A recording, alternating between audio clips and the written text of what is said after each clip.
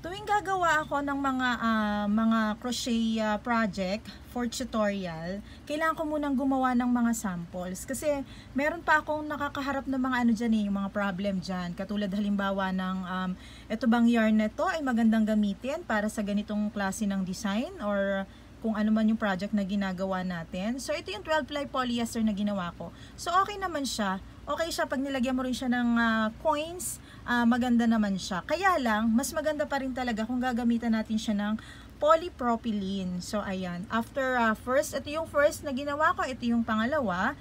Ito yung pangatlo. Nalalagyan ko pa siya ng Hello Kitty kasi magnetic lock na yan yung may tusok yung ginamit ko.